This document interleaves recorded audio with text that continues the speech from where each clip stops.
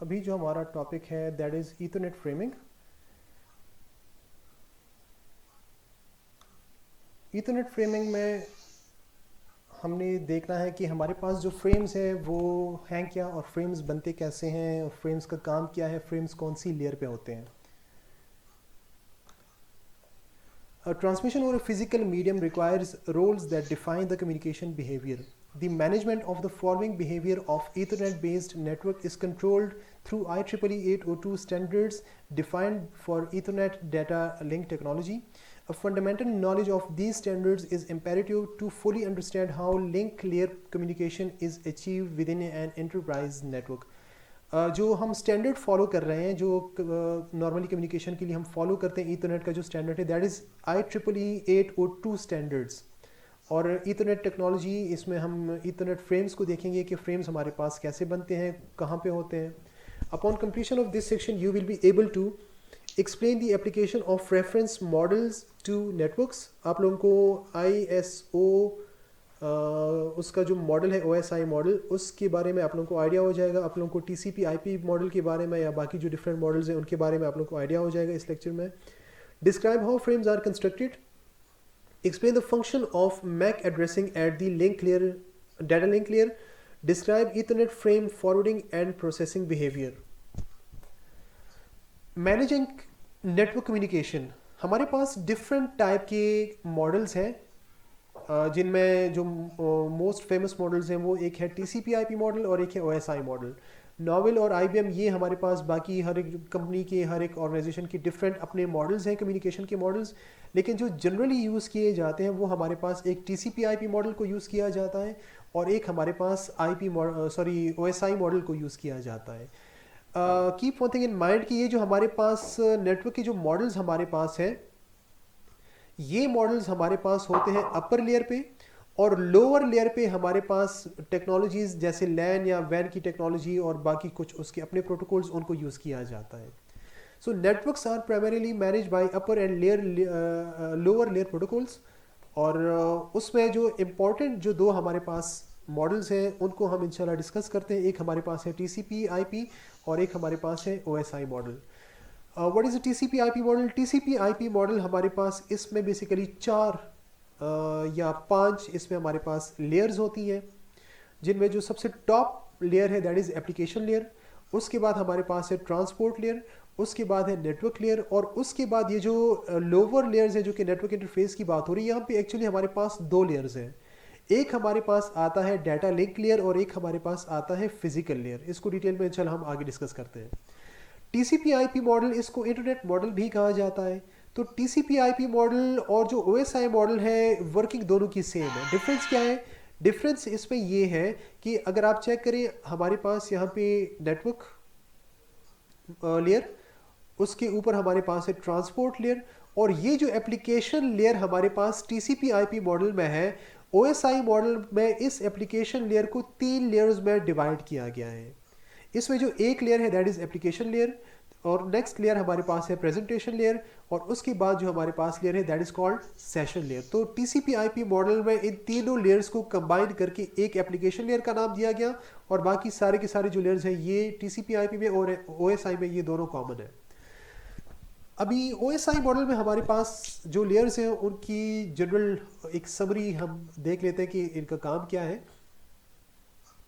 जो हमारे पास physical layer है, जिसको लेयर 1 कहा जाता है, this is the lowest layer, जहां पे हमारे पास जो डाटा है वो होता है बिट्स की फॉर्म में। और जो एप्लीकेशन लेयर हमारे पास है, जो हमारे पास अपर मोस्ट लेयर है दैट इज लेयर 7, ये हमारे पास है अपर मोस्ट लेयर, जिसमें डाटा जो है वो हाई लेवल फॉर्म में होता है। 0 और 1 की फॉर्म में डाटा नहीं होता, बल्कि डाटा जो है वो हाई लेवल की फॉर्म में होता है। So starting from application layer, हम ज़रा इसको देख लेते हैं कि एप्लीकेशन लेयर से जब फिजिकल लेयर पे आएगी तो हर एक लेयर ने क्या क्या काम करना है। क्योंकि डाटा जो हमारा होगा वो जाएगा एप्लीकेशन लेयर से फिजिकल लेयर की तरफ जाएगा फ्रॉम सेंडर्स साइड, और रिसीवर पे फिर वो इसको रिसीव करेगा फिजिकल पे, और फिर वो जाएगा एप्लीकेशन पे। डिटेल में आपको बाद में बताता हूँ इसकी। जो हमारे पास एप्लीकेशन लेयर है, एप्लीकेशन लेयर का काम है provision of communications between applications. Application layer का ये काम है कि वो एप्लीकेशंस के दरमियान में कम्युनिकेशन जो है वो हमारे लिए पॉसिबल बनाता है।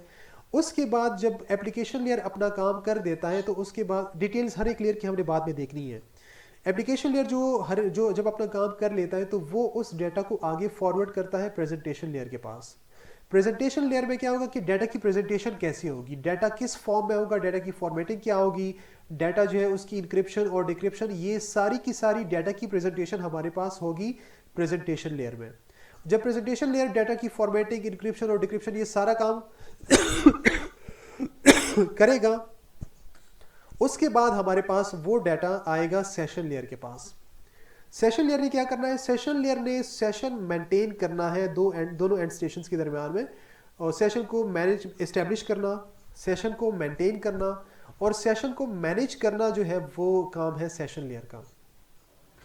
जब सेशन लेयर पे सेशन मेंटेन हो जाएगा, एस्टेब्लिश हो जाएगा, उसके बाद सेशन लेयर से जो डाटा एप्लीकेशन लेयर से प्रेजेंटेशन के पास आया था इसने अपना काम किया, फिर उसके बाद सेशन के पास आया, सेशन लेयर ने अपना काम किया, और जब सेशन लेयर ने काम किया वो डाटा जाएगा ट्रांसपोर्ट लेयर के पास।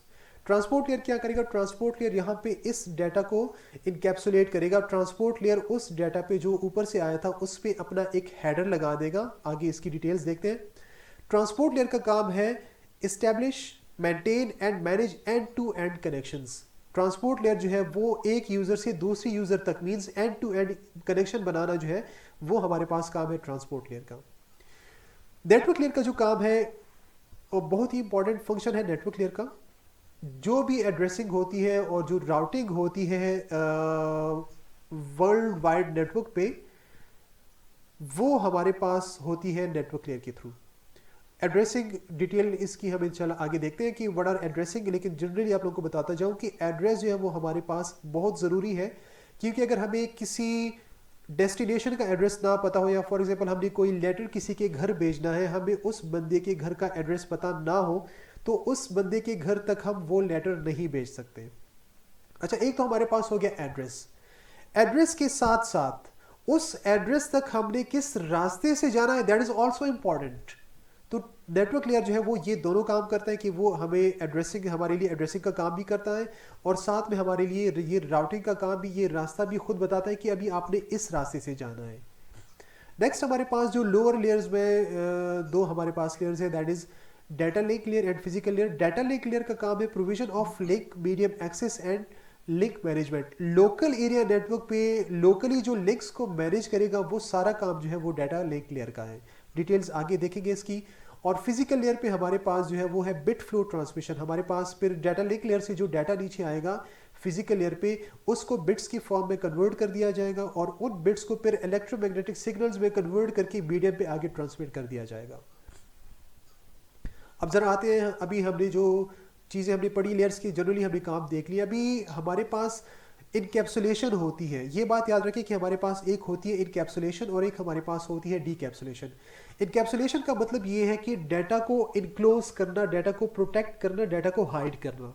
डाटा को हाइड करने का जो प्रोसेस है, चूंकि सेंडर ने डाटा सेंड करना है तो डाटा को इनकैप्सुलेट करने का काम जो है वो सेंडर का होगा, और जब रिसीवर साइड पे ये डाटा रिसीव होगा तो रिसीवर क्या करेगा, उस डाटा को डीकैप्सुलेट करेगा। मींस जो इनकैप्सुलेशन यहाँ पे हो चुकी है, जो इन्फॉर्मेशन यहाँ पे एक्स्ट्रा लग चुके हैं, फिर वो इन्फॉर्मेशन को वो एक एक अलग अलग से हर एक लेयर पे अपनी इन्फॉर्मेशन को जो है वो रिमूव करता जाएगा, और एट द एंड फिर डेस्टिनेशन पे उसको डाटा मिलेगा। आगे आप लोगों को मैं इसके बारे में समझाता हूँ। एप्लीकेशन लेयर पे हमारे पास जो डाटा है वो डाटा के फॉर्म में ही होता है, और प्रेजेंटेशन लेयर ने इसको प्रेजेंट किया, किस फॉर्म में फॉर्मेट किया है डाटा की, इनकैप्सुलेशन, डीकैप्सुलेशन, ये सारा काम करने के बाद स्टिल हमारे पास डाटा ही है। सेशन लेयर ने सेशन को मेंटेन किया, यहाँ पे भी यहाँ इस लेवल तक हमारे पास सारा डाटा ही है, और इसीलिए जो TCP/IP मॉडल है वो इन तीनों लेयर्स को कंबाइन करके एक एप्लीकेशन लेयर का नाम जो है वो दे रही है। उसके बाद हमारे पास जो है ट्रांसपोर्ट लेयर। जब ये डाटा हमारे पास आता है ट्रांसपोर्ट लेयर पे, तो ट्रांसपोर्ट लेयर पे इस डाटा के ऊपर यहाँ पे एक ट्रांसपोर्ट लेयर अपना एक हेडर लगाता है। उस हेडर में कुछ इन्फॉर्मेशन होती है, आगे इसमें इंशाल्लाह हम देखेंगे। ट्रांसपोर्ट लेयर के हेडर में हमारे पास सोर्स का पोर्ट एड्रेस, डेस्टिनेशन का पोर्ट एड्रेस, प्रोटोकॉल्स, कुछ और भी हमारे पास डिफरेंट टाइप के इन्फॉर्मेशन होते हैं, जो कि ट्रांसपोर्ट लेयर के टॉपिक पे जब हम जाएंगे इंशाल्लाह उसको फिर हम तब देखेंगे। जब ये अच्छा, ट्रांसपोर्ट लेयर पे हमारे पास ये जो डाटा का यूनिट है इसको कहा जाता है सेगमेंट। जब ये सेगमेंट नीचे ट्रांसपोर्ट लेयर से आता है नेटवर्क लेयर के पास, तो नेटवर्क लेयर के पास सिर्फ डाटा नहीं आता बल्कि पूरा की पूरा सेगमेंट आता है। जब ये पूरा की पूरा सेगमेंट आ गया नेटवर्क लेयर के पास, तो नेटवर्क लेयर क्या करेगा, नेटवर्क लेयर इस सेगमेंट के ऊपर अपना एक हेडर लगा के source IP address, destination IP address और भी काफ़ी सारे फील्ड्स हैं, वो उन सारे फील्ड्स को फिल करके इस डाटा के ऊपर मीन्स इस सेगमेंट के ऊपर अपना एक हेडर लगा देगा। और जब ये हेडर यहाँ पे लगा देगा तो ये हमारे पास नेटवर्क लेयर पे जो डाटा यूनिट बना, that is called a packet. Keep in mind, जब भी हम सेगमेंट की बात करें या जब भी आपको कोई सेगमेंट के बारे में बताएं, तो सेगमेंट का मतलब ये है कि हम डाटा की बात कर रहे हैं ट्रांसपोर्ट लेयर पे। और जब भी आपको कोई पैकेट की बात बताए, तो पैकेट का मतलब ये है कि हम बात कर रहे हैं नेटवर्क लेयर पे डाटा यूनिट की हम बात कर रहे हैं। उसके बाद आपके पास है डाटा लिंक लेयर पे। जब आपके पास ये पैकेट आता है तो डाटा लिंक लेयर पे यहाँ पे ये दो चीज़ें लगाता है एनकैप्सुलेशन के दौरान, जो कि लेफ्ट साइड पे लगा हुआ है, और एक ये लगाता है ट्रेलर जो कि राइट साइड पे लगा हुआ है। हेडर में क्या होगा, हेडर में जो है वो जैसे बाकी ऊपर लेयर्स में था इंफॉर्मेशन वगैरह, उसके एड्रेसिंग वगैरह होंगे, तो यहाँ पे हमारे पास सोर्स का मैक एड्रेस, डेस्टिनेशन का मैक एड्रेस और भी काफ़ी सारे कुछ इन्फॉर्मेशन होते हैं। और इसी फ्रेम इसी डाटा के ऊपर जब इसने ट्रेलर लगा दिया, तो ट्रेलर का मकसद ये है कि ये एरर को डिटेक्ट करेगा कि कहीं पे कोई एरर जो है वो अकर तो नहीं हुआ। जब ये डेस्टिनेशन पे या किसी दरमियान में किसी स्विच पे किसी राउटर पे जाएगा, तो वो इसको देखेगा कि क्या इस डाटा में कहीं पे कोई प्रॉब्लम तो नहीं आई, और अगर कोई प्रॉब्लम आई है तो वो क्या करेगा, वो डाटा आगे फॉरवर्ड नहीं करेगा, बल्कि उससे प्रीवियस जो नोड था उसको दोबारा बताएगा कि ये फ्रेम मुझे दोबारा भेज दें। तो यहाँ पे जब पैकेट के ऊपर ट्रेलर और हेडर लग गया, तो हमारे पास ये डाटा लिंक लेयर पे डाटा यूनिट बना फ्रेम। तो अभी जो हम बात करें फ्रेम इनकैप्सुलेशन की, वो हमारे पास जो अभी हमारा जो टॉपिक है ईथरनेट इनकैप्सुलेशन, जो फ्रेम है वो इसी फ्रेम की हम बात करें। इसका मतलब ये है कि हम डाटा लिंक लेयर पे इस डाटा की बात कर रहे हैं। उसके बाद हमारे पास है फिजिकल लेयर। तो ये कंप्लीट फ्रेम पे फिजिकल लेयर पे जाके उसको बिट्स की फॉर्म में कन्वर्ट कर लेगा, और बिट्स की फॉर्म में कन्वर्ट होने के बाद फिर इनको इलेक्ट्रोमैग्नेटिक सिग्नल्स में कन्वर्ट करने के बाद फिर इसको मीडियम पे आगे ट्रांसमिट कर दिया जाएगा। If somebody has any question तो आप लोग पूछ लें। ओके इसके बारे में मैं आप लोगों को थोड़ा सा फर्दर बताता जाऊं कि इनकैप्सुलेशन तो अभी हमने पढ़ लिया, डीकैप्सुलेशन के बारे में भी मैं आप लोगों को यहाँ पे थोड़ा सा बताना चाहता हूँ।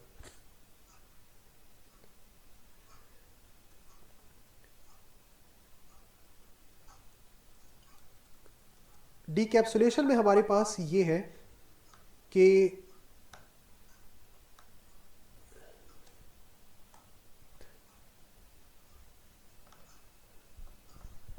डीकैप्सुलेशन में ये है कि आपके पास, ये मेरी स्क्रीन आपको नज़र आ रही होगी, हमारे पास एक सोर्स, इसको हम कहते हैं कि होस्ट 1, और हमारे पास एक दूसरा सिस्टम जिसको हम कहते हैं कि this is a host 2।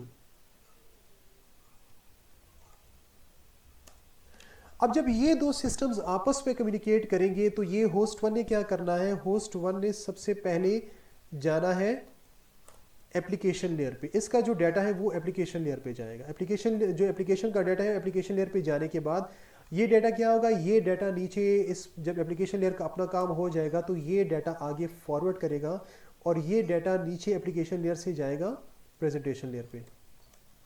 Presentation layer पे काम होने के बाद ये डाटा जाएगा सेशन लेयर पे।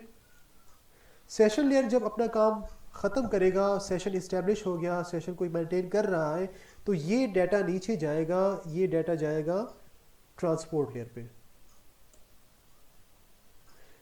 एक बात याद रखिए कि जो लेयर्स का जो सीक्वेंस है दैट इज़ वेरी इंपॉर्टेंट, क्योंकि जब तक आपको इसके बारे में आइडिया ना हो सीक्वेंस के बारे में, तब थोड़ी सी कन्फ्यूजन होती है कि अब डाटा हमारा किस लेयर पे जा रहा है, कहाँ पे जा रहा है, तो ये फिर हमें थोड़ी सी प्रॉब्लम होती है। तो ट्रांसपोर्ट लेयर ने क्या किया, ट्रांसपोर्ट लेयर ने यहाँ पे इस डाटा को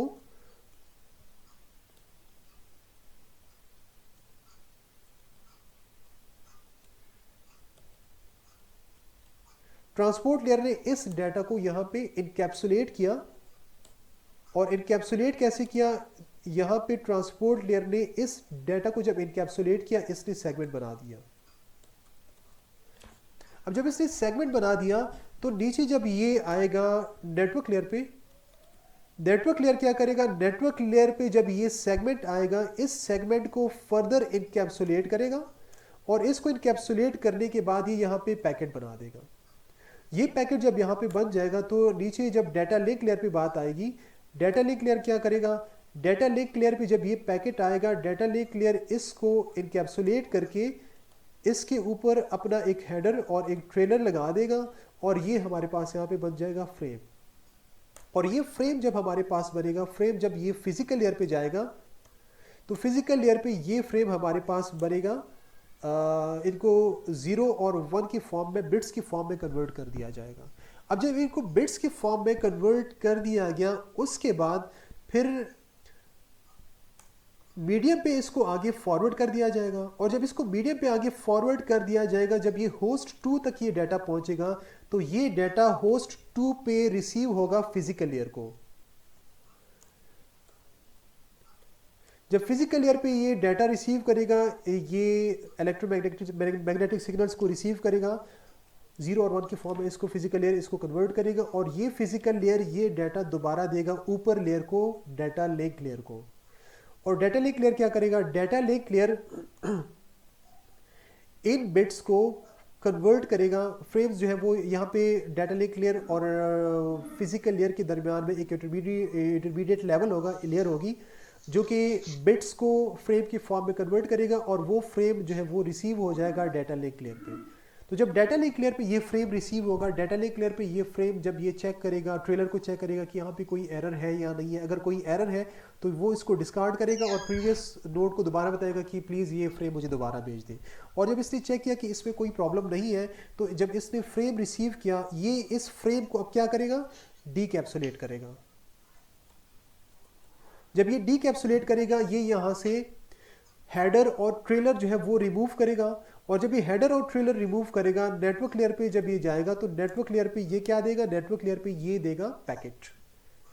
और जब ये पैकेट यहाँ पे मिला, पैकेट को नेटवर्क लेयर जो है वो फर्दर डीकैप्सुलेट करेगा और ये आगे पहुंचाएगा ट्रांसपोर्ट लेयर के पास। तो ट्रांसपोर्ट लेयर क्या करेगा, ट्रांसपोर्ट लेयर ने ये करना है कि इसको जो पैकेट मिला है, पैकेट नेटवर्क लेयर को जो पैकेट मिला था इसने अपनी इंफॉर्मेशन रिसीव कर ली, इसने इसको डीकैप्सुलेट कर लिया। जब ये डीकैप्सुलेट हो गया तो ट्रांसपोर्ट लेयर को क्या मिला, ट्रांसपोर्ट लेयर को मिला सेगमेंट। जब ट्रांसपोर्ट लेयर को सेगमेंट मिला, इस सेगमेंट को फर्दर डीकैप्सुलेट किया जाएगा। ट्रांसपोर्ट लेयर ने अपनी इंफॉर्मेशन चेक की, उसने कहा ठीक है ये किसके लिए डाटा है, क्या क्या है, उसने सारी इंफॉर्मेशन जब चेक की उसके बाद सेगमेंट क्या करेगा, सेगमेंट ये ऊपर सेगमेंट से वो अपना हेडर जो है वो रिमूव करेगा ट्रांसपोर्ट लेयर और यहाँ पे वो डाटा देगा, वो वाला डाटा हमारे पास आएगा जो सेशन लेयर पे जिस फॉर्म में हमारे पास डाटा था वो डाटा यहाँ पे आ जाएगा। तो सेशन लेयर से जब ये ऊपर जाएगा तो ये डाटा प्रेजेंटेशन लेयर के पास जाएगा और उस फॉर्म में जाएगा जिस फॉर्म में प्रेजेंटेशन लेयर ने इस डाटा को कन्वर्ट किया था। तो जब ये फॉर्म इसको मिलेगी, अब दोबारा से जब ये ऊपर एप्लीकेशन लेयर पे जाएगा तो एप्लीकेशन लेयर ने क्या करना है, एप्लीकेशन लेयर को वही डाटा मिलेगा जो कि यहाँ से इस एप्लीकेशन लेयर ने फॉरवर्ड किया था, तो यहाँ पे उस एप्लीकेशन लेयर को वही डाटा मिलेगा। सो यहाँ पे ये बताने का मकसद ये था कि जब ये हमारे पास है सेंडर और ये हमारे पास है रिसीवर, तो सेंडर ने क्या किया, सेंडर ने ये किया कि सेंडर ने यहाँ पे इनकैप्सुलेशन परफॉर्म की, एप्लीकेशन लेयर, प्रेजेंटेशन सेशन, हर एक लेयर ने अपना अपना काम किया। जब ये रिसीवर को मिला, यहाँ पे हेडर्स लग गए हैं और जब ये रिसीवर पे रिसीव होगा तो उन इन्फॉर्मेशन को रिमूव कर दिया जाएगा। तो हमारे पास रिसीवर के पास जो है वो ओरिजिनल डाटा के फॉर्म में ही मिलेगा जो एप्लीकेशन लेयर का डाटा था। क्यों, क्योंकि जब ये नीचे से ऊपर आएगा तो फिजिकल लेयर बिट्स के फॉर्म में इसको रिसीव करेगा, उसको फिर फ्रेम बना के डीकैप्सुलेट करेगा डाटा लिंक लेयर, और जब इसको पैकेट ही बनाएगा तो नेटवर्क लेयर के पास जाएगा, फिर यहाँ पे सेगमेंट मिलेगा डाटा एंड सो ऑन। तो जब ये एप्लीकेशन लेयर के पास आएगा तो ये डाटा उसी फॉर्म में होगा जिस फॉर्म में एप्लीकेशन लेयर ने इसको फॉरवर्ड कर दिया था। तो हमारे पास सेंडर साइड पे इनकैप्सुलेशन हुई और रिसीवर साइड पे हमारे पास डीकैप्सुलेशन हो गई है। आई होप कि इसकी समझ आ गई है। नेक्स्ट हमारे पास है, अपने प्रीवियस टॉपिक की तरफ जाते हैं। अच्छा, जब ये काम हमारे पास हो गया, इनकैप्सुलेशन हमारे पास हो गई है, तो एंड स्टेशंस हमारे पास कम्युनिकेट कैसे करते हैं, डाटा लिंक लेयर पे उनकी कम्युनिकेशन कैसे होती है। Data link layer frames are used to govern transmission over the communication medium. अब हमारे पास जो कम्युनिकेशन मीडियम है, इस मीडियम पे डाटा लिंक लेयर ने अपना काम करना है। तो डाटा लिंक लेयर क्या काम करेगा? डाटा लिंक लेयर अभी थोड़ी देर पहले हमने डिस्कस किया कि ये जो इनकैप्सुलेशन करेगा वो फ्रेम बनाएगा, और फ्रेम में हमारे पास क्या होगा? फ्रेम में हमारे पास ये जो डाटा है, this is basically a packet जो कि नेटवर्क लेयर से आया था। तो यहाँ पे इसके पास वो वाला पैकेट है कंप्लीट, जिसको हमने डाटा का नाम दिया है, और इस पैकेट के ऊपर फ्रेम ने अपना हेडर लगा दिया है, और इसने इसके ऊपर अपना एक ट्रेलर लगा दिया है। जो हेडर है, हेडर में इसकी इंफॉर्मेशन जैसे source MAC address, destination MAC address etcetera, और ट्रेलर में इसकी इंफॉर्मेशन एरर से रिलेटेड कि वो एरर को चेक करे। यहाँ पे ट्रेलर के बारे में मैं आप लोगों को जनरली बताता जाऊँ। सोर्स साइड पे कोई एक एल्गोरिदम को यूज़ करके ट्रेलर की कोई वैल्यू कैलकुलेट कर दी जाएगी। जब उस एल्गोरिदम की अगेंस्ट एक वैल्यू कैलकुलेट की गई, तो डेस्टिनेशन पे जब ये पहुंचेगा या ये नेक्स्ट हॉप पे जब पहुंचेगा, तो उस जगह पे वो डिवाइस क्या करेगा? वो दोबारा से ट्रेलर की वैल्यू उसी एल्गोरिदम को यूज़ करते हुए ट्रेलर की वैल्यू दोबारा कैलकुलेट करेगा। और जब उसके पास जो ट्रेलर की वैल्यू है आई है, और जो वैल्यू यहाँ से इस फ्रेम में गई है, अगर वो दोनों वैल्यूज उसके पास सेम आ जाए तो कहेगा कि कोई चेंजेस अकर नहीं हुई। और अगर ये दोनों वैल्यूज जो उसने कैलकुलेट की और जो वैल्यू यहाँ पे मौजूद है, अगर ये दोनों वैल्यूज मैच ना हो, तो इसका मतलब ये है कि फ्रेम में कहीं पे कोई एरर आया, और वो क्या करेगा? वो प्रीवियस डिवाइस को दोबारा बताएगा कि प्लीज़ ये वाला फ्रेम मुझे दोबारा भेज दें। तो जनरली ये हमारे पास फ्रेम का एक स्ट्रक्चर है। फ्रेम हमारे पास दो तरह के फ्रेम्स होते हैं। फ्रेम या तो हमारे पास होगा इथरनेट 2 फ्रेम, या फ्रेम हमारे पास होगा IEEE 802.3 फ्रेम। हमारे पास दो तरह के फ्रेम की फॉर्मेट्स हैं, दो तरह के फ्रेम की टाइप्स हैं। फ्रेम के जो फॉर्मेट्स हमारे पास है, जो हमारे पास फ्रेम की टाइप्स हैं, ये फाइंड करने के लिए कि हमारे पास फ्रेम किस टाइप का है, उसके लिए हमारे पास एक फील्ड यूज़ होता है फ्रेम के अंदर, जिसको टाइप फील्ड कहा जाता है। जो डी मैक है, that is a destination MAC. S MAC is a source MAC, जो कि यहाँ पे भी मौजूद है। और ये जो टाइप की फील्ड हमारे पास है, ये टाइप की फील्ड हमें बताएगा कि हमारे पास जो फ्रेम है वो ईथरनेट 2 का फ्रेम है, या वो फ्रेम IEEE 802.3 का फ्रेम है। अगर ईथरनेट 2 का फ्रेम हो, तो ये जो टाइप की वैल्यू है, that will be greater than और इक्वल टू 1536। मीन्स हमें कैसे पता चलेगा कि ईथरनेट 2 फ्रेम है?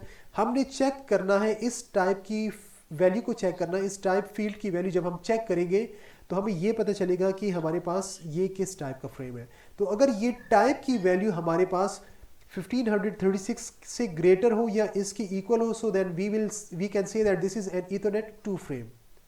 और अगर हमारे पास इस टाइप फील्ड की वैल्यू 1500 से लेस हो या इसकी इक्वल हो, so then we can say that it is an IEEE 802.3 frame. अब यहाँ पे आप लोग कहेंगे कि आप लोगों को जो टाइप की फील्ड है वो आप लोगों को फिलहाल यहाँ पे नज़र नहीं आ रही, लेकिन अगर हम इसको फर्दर आगे देखें, IEEE 802.3 फ्रेम में हमारे पास जो स्नैप की फील्ड है, उसके अंदर हमारे पास टाइप की फील्ड मौजूद है।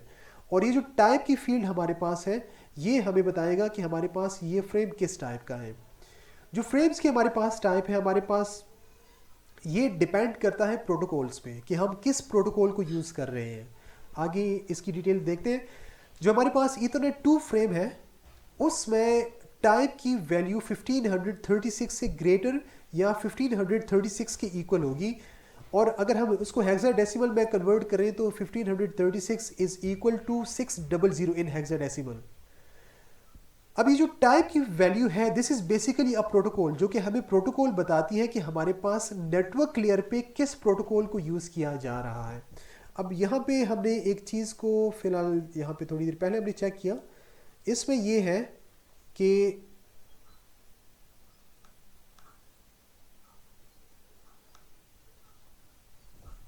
इसमें हमने जब ये चेक किया कि नेटवर्क लेयर से डाटा जो है वो ट्रांसपोर्ट लेयर के पास चला गया, सॉरी डाटा लिंक लेयर के पास चला गया। तो नेटवर्क लेयर पे जो पैकेट है, जो नेटवर्क लेयर का काम था, नेटवर्क लेयर को पता है ना कि वो किस प्रोटोकॉल को यूज़ कर रहा है, तो वो क्या करेगा, ये जो नेटवर्क लेयर पे जो प्रोटोकॉल की फील्ड होगी कि जिस प्रोटोकॉल को यूज़ किया जा रहा है, वो डाटा लिंक लेयर को बताएगा कि ये मैं इस प्रोटोकॉल को यूज़ कर रहा हूँ। तो डाटा लिंक लेयर उस ये जो टाइप की फील्ड है, ये प्रोटोकॉल बताता है। तो नेटवर्क लेयर ने जो प्रोटोकॉल डाटा लिंक लेयर को बताया, तो डाटा लिंक लेयर क्या करेगा, डाटा लिंक लेयर उसी प्रोटोकॉल के अगेंस्ट उसकी वैल्यू अपने पास जो है वो टाइप की फील्ड में स्टोर करेगा। आई होप कि इसमें किसी को कोई कंफ्यूजन नहीं है, अगर कोई प्रॉब्लम है तो पूछ लें आप लोग। Any question? सर ये दोबारा सुने इसको, हाँ जी रिपीट। दोबारा सुने। जो टाइप की फील्ड हमारे पास है ये डाटा लिंक लेयर पे हम यूज कर रहे हैं, लेकिन ये जो टाइप की फील्ड है ये अपर लेयर का प्रोटोकॉल मींस नेटवर्क लेयर का प्रोटोकॉल बताता है कि ये नेटवर्क लेयर पे हम किस प्रोटोकॉल को यूज कर रहे हैं। तो जो नेटवर्क लेयर पे हमारे पास प्रोटोकॉल है, फॉर एग्जांपल अगर प्रोटोकॉल हम आईपी को यूज़ कर रहे हैं या प्रोटोकॉल हम एआरपी को यूज़ कर रहे हैं, तो उनकी अपनी अपनी वैल्यूज़ हैं। जो आईपी की वैल्यू हमारे पास है, आईपी की वैल्यू हमारे पास है 2048 जो कि 1536 से ग्रेटर है। और अगर हमारे पास एआरपी प्रोटोकॉल यूज़ किया जा रहा है, प्रोटोकॉल इंशाल्लाह ये हम डिटेल में आगे पढ़ेंगे, अगर हम एआरपी प्रोटोकॉल को यूज़ कर रहे हैं तो उसकी वैल्यू हमारे पास है 2054। तो अब चूंकि हमारे पास ये वैल्यूज इससे ग्रेटर है, तो फ्रेम क्या, जो डाटा लिंक लेयर है वो क्या करेगा, डाटा लिंक लेयर यहाँ पे फ्रेम बनाएगा। लेकिन फ्रेम किस टाइप का होगा, फ्रेम होगा फ्रेम हमारे पास होगा ईथरनेट 2 का फ्रेम। क्यों ईथरनेट 2 का फ्रेम होगा, क्योंकि उसकी जो टाइप फील्ड की जो वैल्यू है दैट इज ग्रेटर देन और इक्वल्स टू 1536। अच्छा, तो यहाँ पे जब ये नेटवर्क लेयर को पता है कि ये आईपी को यूज कर रहा है, तो जब ये इन्फॉर्मेशन नीचे डाटा लिंक लेयर को मिलेगी, तो डाटा लिंक लेयर ने जब फ्रेम बनाना होगा तो डाटा लिंक लेयर ने फ्रेम की टाइप फील्ड में वैल्यू आईपी की रखनी होगी, और आईपी की वैल्यू है 2048। और अगर ये चेक करें, नेटवर्क लेयर ने डाटा लिंक लेयर को बताया कि ये मेरे पास एड्रेस रिजोल्यूशन प्रोटोकॉल की वैल्यू है, तो वो क्या करेगा, डाटा लिंक लेयर फिर उस एड्रेस रिजोल्यूशन प्रोटोकॉल के अगेंस्ट उसकी टाइप वैल्यू जो कि 2048 है वो इस टाइप की फील्ड में सेव कर लेगा। आप लोगों को मैं यहाँ पे स्लाइड्स में दिखाता जाऊँ।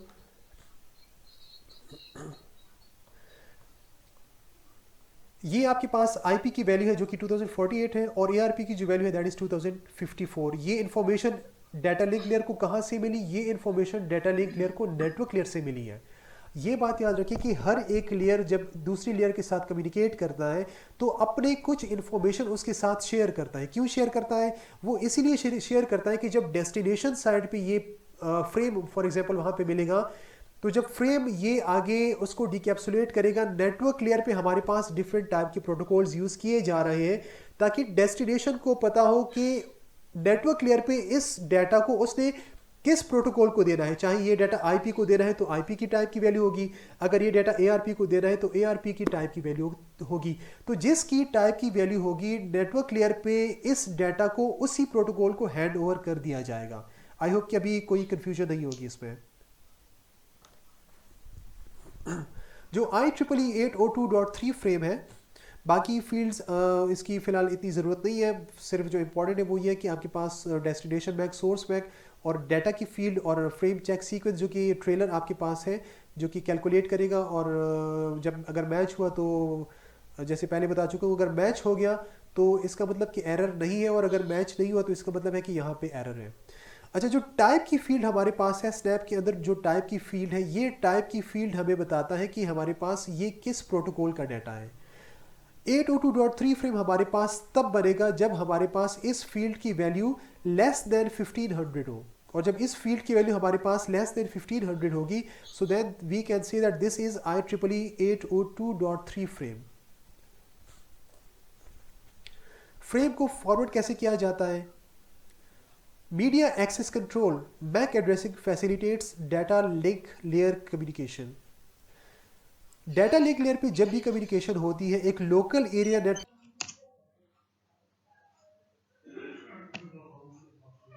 जब भी कम्युनिकेशन होती है, यहाँ पे एक और चीज़ मैं आप लोगों को बताता जाऊँ। लोकल एरिया नेटवर्क का मतलब ये है कि हम या तो बस टोपोलॉजी यूज़ कर रहे हैं या हम स्टार टोपोलॉजी यूज़ कर रहे हैं, जिसमें हम या तो स्विच को या हब को यूज़ कर रहे हैं, या हम रिंग टोपोलॉजी मीन जो हमारे पास एक लोकल एरिया नेटवर्क है दैट इज़ कॉल्ड नेटवर्क, और इसमें हम इन टोपोलॉजीज़ को यूज़ कर सकते हैं। अब अगर हम एक लोकल एरिया नेटवर्क के अंदर कम्युनिकेशन कर रहे हैं, एक लिमिटेड एरिया तक हम कम्युनिकेशन कर रहे हैं जहाँ पे हमने स्विच या बस टोपोलॉजी या रिंग टोपोलॉजी या मैश टोपोलॉजी को हमने यूज़ कर लिया है, तो उस टाइम पे एक लोकल एरिया नेटवर्क पे हमारे पास जितनी भी कम्युनिकेशन होती है वो कम्युनिकेशन होती है डाटा लिंक लेयर पे, और वो यूज़ करता है फ्रेम्स को यूज़ करता है। सो आई होप कि इस पर कन्फ्यूजन नहीं होगी।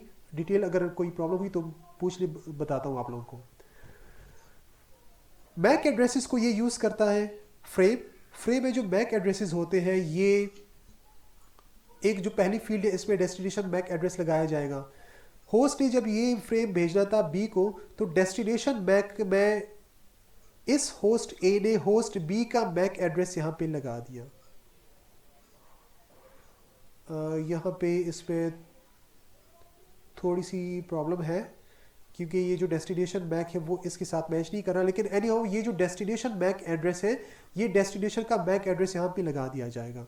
और इसमें एक दूसरी फील्ड होती है यहाँ पे सोर्स मैक। सोर्स मैक में ये होस्ट ए क्या करेगा, सोर्स मैक में होस्ट ए ने अपना मैक एड्रेस लगाना है। अपना मैक एड्रेस क्यों लगाना है? अपना मैक एड्रेस इसीलिए लगाना है कि जब ये डेस्टिनेशन तक ये फ्रेम पहुंचे और अगर डेस्टिनेशन ने कोई रिस्पॉन्ड करना हो तो वो रिस्पॉन्ड किस को करेगा, ताकि उसको पता हो कि ये फ्रेम मुझे मिला था होस्ट ए से, और जब ये रिस्पॉन्ड करेगा तो उसी होस्ट ए के मैक एड्रेस पे ये रिस्पॉन्ड बैक करेगा। सो ये हमारे पास है फ्रेम की फॉरवर्डिंग। और ये टॉपिक अभी हमारे पास आता है ईथरनेट मैक एड्रेसिंग का। एड्रेसिंग की तरफ सर जी फरमाएं। सर काइंडली पिछली साइड पे आप अगर जाएं सर, होस्ट बी का मैक एड्रेस कैसे पता लगेगा होस्ट ए को? वो हमारे पास एक टेक्निक यूज़ होती है, एक प्रोटोकॉल को यूज़ किया जाता है, एड्रेस रेजोल्यूशन प्रोटोकॉल को, जो कि इंशाल्लाह हम बाद में डिस्कस करेंगे। फिलहाल उस टॉपिक की तरफ मैं नहीं जा रहा, ये हमारा इंशाल्लाह नेक्स्ट टॉपिक है, उसकी तरफ हम बाद में आते हैं, ठीक है। फिलहाल हम ये एज्यूम कर रहे हैं कि फॉर एग्जांपल होस्ट ए को होस्ट बी का मैक एड्रेस पता है, हम फिलहाल ये एज्यूम कर रहे हैं, ठीक है। बाकी डिटेल्स मैं आपको बाद में बताता हूँ इसकी। ओके जो हमारे पास मैक एड्रेस है, the Ethernet MAC address, MAC address हमारे पास है 48 बिट्स का। मैक एड्रेस बताने से पहले मैं आप लोगों को जनरली थोड़ा सा एड्रेसिंग के बारे में बता देता हूँ कि जो हमारे पास एड्रेसिंग को यूज़ किया जाता है। यहाँ पे मैं MS वर्ड की तरफ आता हूँ।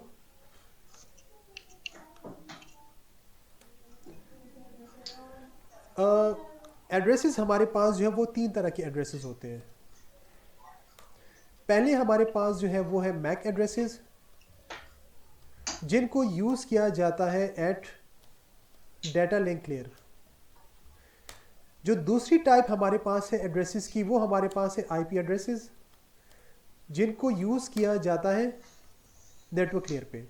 और थर्ड हमारे पास जो टाइप है दैट आर पोर्ट एड्रेसेस, जिनको यूज़ किया जाता है एट ट्रांसपोर्ट लेयर। हमारे पास 3 तरह के एड्रेसेस हैं।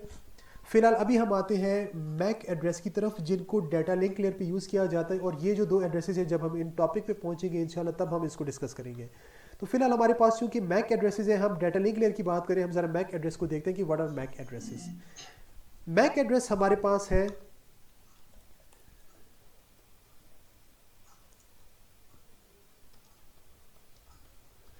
मैक एड्रेस हमारे पास है 48 बिट का। हमारे पास एक एड्रेस होता है, जो एड्रेस का साइज है दैट इज़ 48 बिट्स। अच्छा, जब 48 बिट्स का हमारे पास इसका साइज है, ये बात याद रखिए कि जो हमारे पास मैक एड्रेस है that is a physical address. Physical address का क्या मतलब कि ये हमारे पास डिवाइस का एड्रेस है, लेकिन डिवाइस का एड्रेस स्पेसिफिकली डिवाइस का नहीं है, बल्कि ये जो एड्रेस हमारे पास है उस डिवाइस में कम्युनिकेशन के लिए जो हमने कार्ड, जैसे हम नेटवर्क इंटरफेस कार्ड की बात करें जहाँ पे हम केबल लगा रहे हैं, या अगर हम वाईफाई की बात करें जिसके थ्रू हम कम्युनिकेशन कर रहे हैं, तो ये जो हमारे पास मैक एड्रेस होता है ये बेसिकली हमारे पास उस कम्युनिकेशन कार्ड का एड्रेस होता है जिसको हम यूज़ कर रहे हैं, अपने सिस्टम में यूज़ कर रहे हैं। अभी अगर हम चेक करें तो मैक एड्रेस हमारे पास है 48 बिट का, जो कि फिजिकल एड्रेस है। और ये जो फिजिकल एड्रेस है, इस एड्रेस को, इस 48 बिट के एड्रेस को बर्न किया जाता है चिप पे, जो कि हमारे पास जो लैंड कार्ड है उसकी जो चिप है वहाँ पे इसको राइट किया जाता है, इसको बर्न किया जाता है, और इसको हम चेंज नहीं कर सकते। अगर आपने अपने डिवाइस का मैक एड्रेस चेंज करना है, तो अपने डिवाइस का मैक एड्रेस चेंज करने के लिए आपने क्या करना होगा, आप अपने डिवाइस का जो आपके पास नेटवर्क इंटरफेस कार्ड है वो कार्ड उतार के दूसरा कार्ड लगाएंगे, तो आपके पास उसका जो मैक एड्रेस है वो चेंज हो जाएगा। सो इसीलिए बता रहा हूँ कि जनरली तो हम कहते हैं कि जो मैक एड्रेस है that is a device address, लेकिन ये स्पेसिफिकली डिवाइस में जो हम कार्ड लगा रहे हैं ये बेसिकली उस कार्ड का एड्रेस होता है। दोबारा आते हैं अपने स्लाइड्स की तरफ।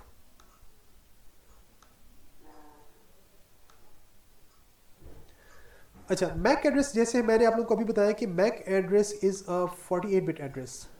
इन 48 बिट एड्रेस में क्या है कि हमारे पास है एक OUI और एक हमारे पास है assigned by organisation.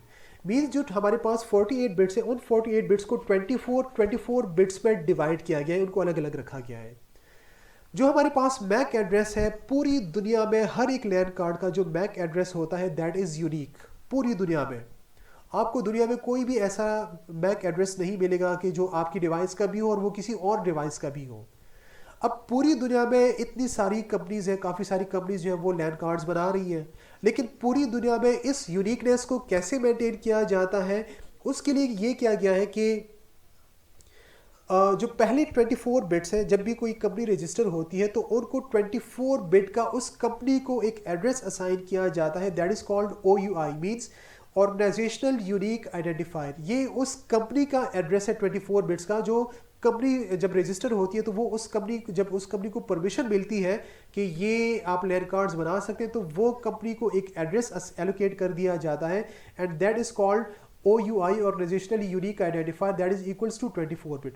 For example, मैं एक कंपनी चला रहा हूँ तो मेरे पास जो कंपनी है, जो मेरी कंपनी है, उसमें ये जो 24 बिट्स है ये मुझे असाइन कर दिए गए। अब ये 24 बिट्स फर्दर किसी और को असाइन नहीं किए जाएंगे। आप लोग, हर एक बंदा जब अपनी अपनी कंपनी चला रहे हैं तो आप में से हर एक बंदे को ये 24 बिट्स का जो एड्रेस है, हर एक बंदे को यूनिक मिलेगा। और उसके बाद ये जो बाकी 24 बिट्स हैं असाइंड बाय ईच ऑर्गेनाइजेशन। अब मेरी कंपनी है, मेरी कंपनी, इसका मतलब है कि एक सेंट्रल कंट्रोल है। सेंट्रल कंट्रोल में मैं जब अपने लैंड कार्ड्स बना रहा हूँ तो मैं अपने लैंड कार्ड्स के मैक एड्रेस में, जब पहला लैंड कार्ड बनाया उसका मैंने फॉर एग्जांपल 1 रखा, दूसरी का 2 रखा, 3 रखा, तो मुझे पता है कि मेरी कंपनी में ये वाला मैक एड्रेस ऑलरेडी मैं एक डिवाइस को दे चुका हूँ, तो दूसरी डिवाइस को मैं ये वाला मैक एड्रेस नहीं दे सकता।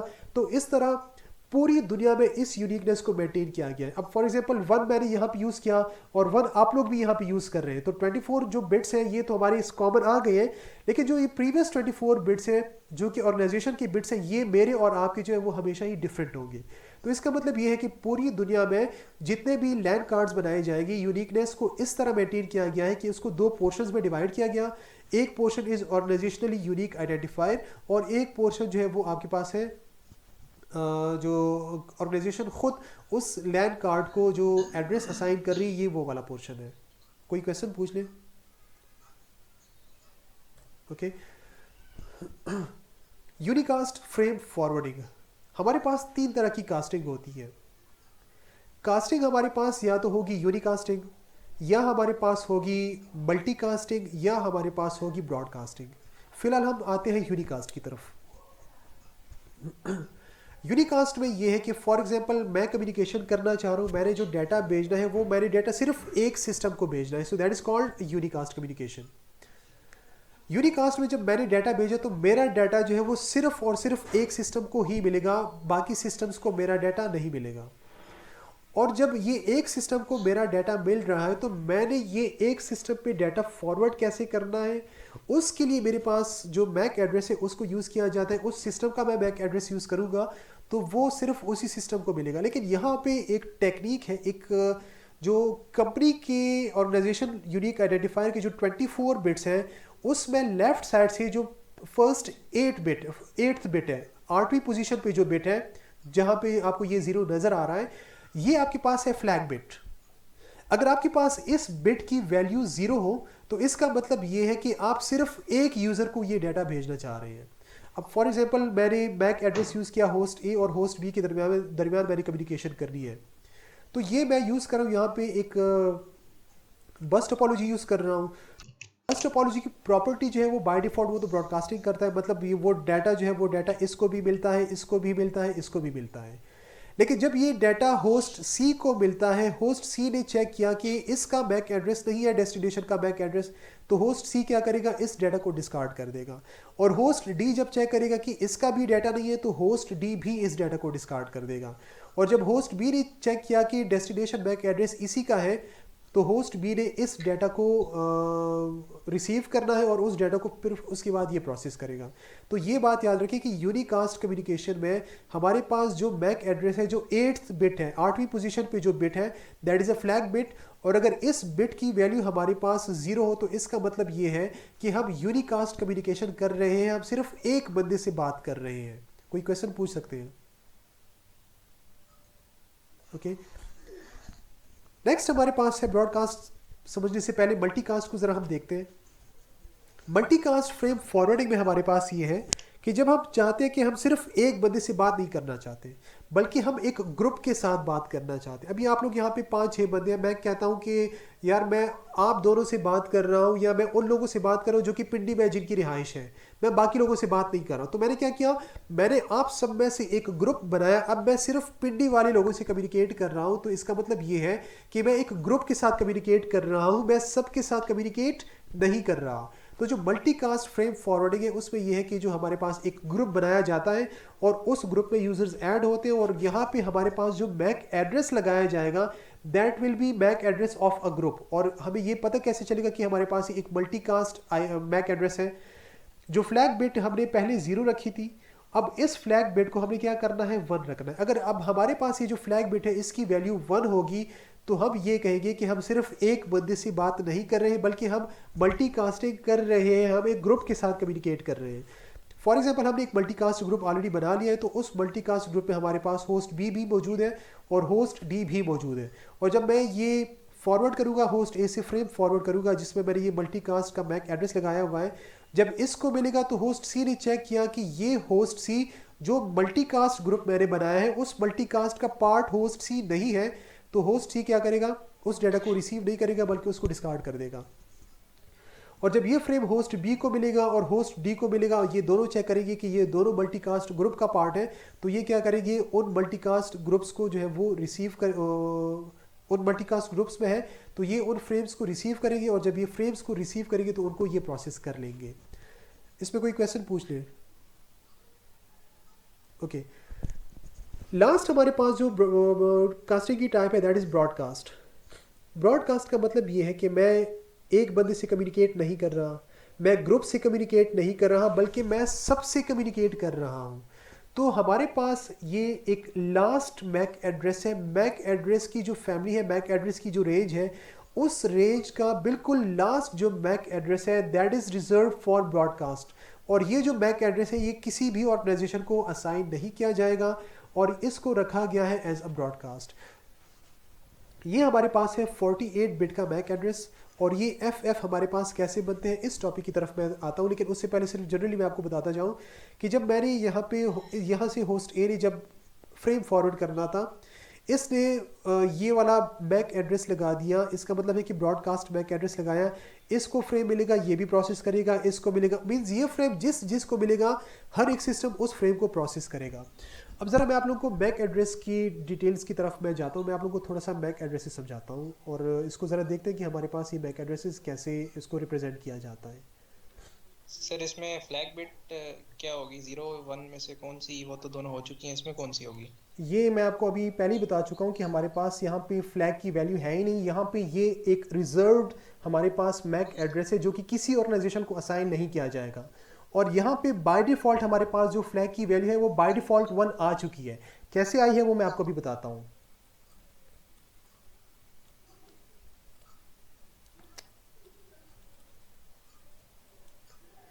अच्छा, मैं आप लोगों के साथ ये वर्ड की फ़ाइल दोबारा शेयर कर रहा हूँ। इस वर्ड की फ़ाइल में मैं आप लोगों को समझाता हूँ कि इसमें हमने कैसे करना है इसको। 48 बिट्स की तो हमें समझ आ गई है कि हमारे पास ये जो 48 बिट्स हमारे पास है ये है क्या। अब हमारे पास जो मैक एड्रेस है चूँकि बिट्स की फॉर्म में है, 01 की फॉर्म में है, अब 110011, तो इस तरह मैक एड्रेस को लिखना, 48 डिजिट्स को लिखना हमारे लिए थोड़ा सा मुश्किल काम है। तो क्या करते हैं कि हमने इन 48 बिट्स को, चूँकि ये हमारे पास बाइनरी में है, बिट्स हैं, हम क्या करते हैं, हम इन बिट्स को रिप्रेजेंट करते हैं इन हेक्साडेसिमल फॉर्मेट। अब जब हम इनको हेक्साडेसिमल फॉर्मेट में रिप्रेजेंट करते हैं तो हेक्साडेसिमल फॉर्मेट में हमारे पास जो नंबर ऑफ डिजिट्स हैं वो कम हो जाते हैं, तो एड्रेसेस को लिखना हमारे लिए जो है वो थोड़ा सा आसान हो जाता है। अब यहाँ पे मैं आप लोगों से थोड़ा सा पूछना चाहता हूँ कि एक हेक्साडेसिमल डिजिट हमारे पास कितने बिट्स के इक्वल होता है? एनीबॉडी, कोई भी बता दें। एक सिंगल हेक्साडेसिमल डिजिट हमारे पास बाइनरी के कितने डिजिट्स के इक्वल होता है? किसी को अगर आइडिया हो तो बता दें। अच्छा, मैं बताता हूँ। हेक्साडेसिमल जो हमारे पास नंबर सिस्टम है, हेक्साडेसिमल में हमारे पास जो टोटल नंबर्स होते हैं वो नंबर्स हमारे पास हैं 16। ये एक ऐसा नंबर सिस्टम है जिसमें हमारे पास टोटल 16 नंबर्स हैं, 16 हमारे पास डिजिट्स हैं। कौन कौन से हमारे पास डिजिट्स हैं? इनमें जो हमारे पास डिजिट्स हैं वो एक हमारे पास है 0, एक है 1 2 3 4 5 6 7 8 9 10 11 12 13 14 और 15।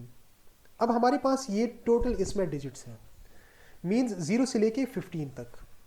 अच्छा, मैं फॉर एग्जांपल मैं एक नंबर लिखता हूँ, हेक्साडेसिमल नंबर मैं लिखता हूँ। ये तो हमारे पास डिजिट्स हो गए, इन डिजिट्स का कॉम्बिनेशन मैं लिखता हूँ। मैं यहाँ पे एक नंबर लिख रहा हूँ कि 1 0 1 1 1 2 1 3 1 0 वगैरह वगैरह, ये मैंने एक नंबर लिख लिया। अब अगर हम इस नंबर को देखें, हमें इस नंबर में कन्फ्यूजन है। क्यों कन्फ्यूजन है? क्योंकि ये अब हमारे पास हमें ये नहीं पता कि ये 1 और 0 अलग अलग हैं या हमारे पास ये 10 है। अब यहाँ पे हमें एक कन्फ्यूजन है। तो इसके लिए क्या किया गया है कि इसके लिए जहाँ पे हमारे पास ये नंबर्स 10 11 12 13 14 जो हमारे पास स्टार्ट होते हैं, 10 को रिप्रेजेंट किया गया है विद ए, 11 को रिप्रेजेंट किया गया है विद बी, 12 को रिप्रेजेंट किया गया है विद सी, 13 को रिप्रेजेंट किया गया है विद डी, 14 को रिप्रेजेंट किया गया है विद ई और 15 को रिप्रेजेंट किया गया है विद एफ। तो एफ हमारे पास हेक्साडेसिमल का सबसे लास्ट डिजिट है। अभी पहले हमें कंफ्यूजन थी, लेकिन अगर अब हम एक हेक्साडेसिमल नंबर लिखना चाहें, मैं कहता हूं कि 1021 एफ ए बी सी वगैरह, अब हमें यहाँ पे कंफ्यूजन नहीं है, क्योंकि अभी हमें पता है कि ये हमारे पास ये जो 1 है ये हम इस 1 की बात कर रहे हैं, ये जो हमारे पास 0 है ये हम इस 0 की बात कर रहे हैं, और ये जो हमारे पास 2 है हम इस 2 की बात कर रहे हैं, और ये जो हमारे पास एफ ए बी सी है हम इनकी बात कर रहे हैं। तो इस तरह हमने क्या किया, हमने एक एक नंबर को हेक्साडेसिमल फॉर्म में हमने रिप्रेजेंट किया। सॉरी, हमने क्या किया, हमने हेक्साडेसिमल फॉर्म में अभी हमने मैक एड्रेसेस को रिप्रेजेंट कर रहे हैं। तो हमें हेक्साडेसिमल की समझ आ गई है कि हमारे पास हेक्साडेसिमल नंबर्स कैसे होते हैं।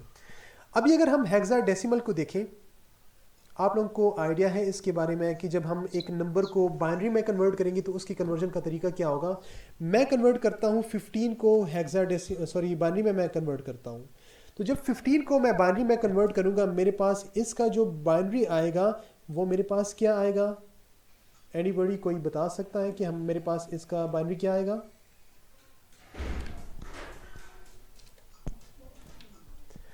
अच्छा, इसका बाइनरी फाइंड करने के लिए तरीका ये है कि आप 15 को डिवाइड करें 2 पे, 15 को 2 पे डिवाइड करें। जब आप 15 को 2 पे डिवाइड करेंगे, आपके पास इसका आंसर क्या बनेगा? आपके पास इसका जो आंसर बना, Sir, excuse me, did you tell us that 15 is in hexadecimal or a decimal? 15 is a hexadecimal digit, that is f, that represents f. Decimal में हमारे पास जो नंबर्स होते हैं वो तो 0 से लेके 9 तक होते हैं। डेसिमल में तो हम 9 से आगे जब हम जाएंगे तो 10 11 12 वो तो हमारे पास हेक्साडेसिमल के डिजिट्स नहीं है, बल्कि वो तो हमारे डेसिमल की डिजिट्स नहीं है, बल्कि वो डेसिमल के नंबर्स हैं। मींस अब 10 की जब हम बात करेंगे डेसिमल में, so that is a combination of 1 and 0, तो वो हमारे पास 2 डिजिट्स का कॉम्बिनेशन हो गया। लेकिन यहाँ पे जो हम हेक्साडेसिमल की बात कर रहे हैं, जो 15 की मैं बात कर रहा हूँ, 15 इज इक्वल टू एफ। क्यों? क्योंकि हेक्साडेसिमल में हमारे पास जो टोटल डिजिट्स होती हैं वो 15 होती हैं, 16 होती हैं, 0 से लेके 15 तक। और ये जो मैंने आपको ये जो 1 0 की बात बताई है ना, ये मैं आपको डेसिमल की बात नहीं, बल्कि ये मैं आपको हेक्साडेसिमल की बात बता रहा हूँ कि जब हम इसको यहाँ पे लिख रहे थे तो कन्फ्यूजन से बचने के लिए कि हमारे पास ये 1 और 0 अलग अलग है या ये हमारे पास 10 डिजिट है, तो उस कन्फ्यूजन से बचने के लिए हमने यहाँ पे इसको जो 2 डिजिट जहाँ से स्टार्ट हुए हमने उसको ABC की फॉर्म में रिप्रेजेंट किया। I hope you got it. If any. yes sir, yes sir. जी सर पूछें. आई थिंक अगर ये हेक्साडेसिमल है तो पहले उसको हम डेसिमल में कन्वर्ट करेंगे, फिर 2 के साथ डिवाइड करके और फिर उसको बाइनरी में कन्वर्ट करेंगे, as far as I know. Let me try it. मैं आपको अभी समझाता हूँ इसके बारे में. ठीक है, ये मेरे पास है हेक्साडेसिमल डिजिट 15.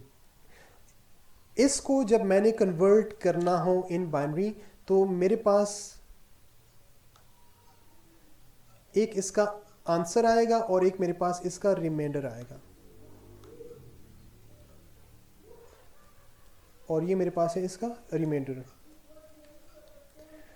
तो जब मैं 15 को 2 पे डिवाइड करूंगा मेरे पास इसका आंसर क्या आएगा? 2 7 14 आएगा, और इसका रिमाइंडर क्या आएगा? रिमाइंडर इसका मेरे पास आएगा 1. अब मेरे पास ये जो 7 है, इस 7 को मैंने दोबारा से डिवाइड करना है 2 पे. जब मैं इस 7 को 2 पे डिवाइड करूंगा 2 3 6, और आंसर मेरे पास, रिमाइंडर मेरे पास इसका आया 1. आंसर क्या आया? 3, और रिमाइंडर मेरे पास आया 1. अब क्या करें? 3 को दोबारा से डिवाइड करें 2 पे. जब 3 को हम दोबारा से 2 पे डिवाइड करेंगे तो हमारे पास इसका आंसर आया 1, और हमारे पास इसका रिमाइंडर आया 1. अब हमारे पास ये जो ये आंसर आ चुका है, अब इस आंसर को दोबारा से 2 पे डिवाइड करें. 2 0 0 आया आंसर, और इसका रिमाइंडर क्या आया? 1. तो ये हमारे पास जो रिमाइंडर आ चुका है starting from bottom to top 1 1 1 1, ये हमारे पास जो 15 हेक्साडेसिमल डिजिट है, that is equals to 4 times 1 of a binary digit.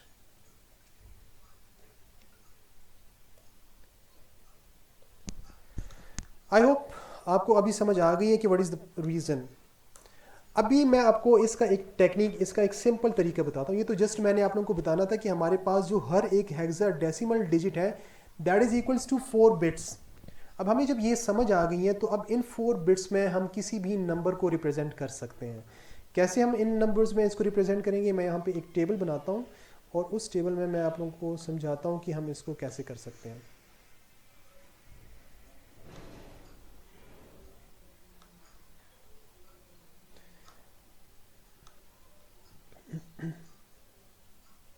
ये मैंने एक टेबल बनाया. 0 मेरे पास जो हेक्साडेसिमल डिजिट है वो बाइनरी 4 0 के इक्वल है. 1 हमारे पास जो हेक्साडेसिमल डिजिट है दैट इज इक्वल्स टू 0 0 0 1. 2 हमारे पास जो हेक्साडेसिमल डिजिट है दैट इज इक्वल टू 0 0 1 0. 3 हमारे पास जो हेक्साडेसिमल डिजिट है दैट इज 0 0 1 1. 4 हमारे पास जो हेक्साडेसिमल डिजिट है दैट इज 0 1 0 0. 5 हमारे पास जो हेक्साडेसिमल डिजिट है that is 0 1 0 1, and so on. आप 15 तक, F तक आप जब आ जाएंगे तो जब आप F तक पहुंचेंगे, F जो कि आपके पास है 15 के इक्वल, ये आपके पास बनेगा 1 1 1 1. अच्छा, अब ये हमें कैसे पता चला कि ये हमारे पास 1 1 1 के इक्वल है? मैं यहाँ पे एक और एप्लीकेशन ओपन करता हूँ पेंट में. मैं जनरली मैं आप लोगों को थोड़ा सा गाइड करता हूँ कि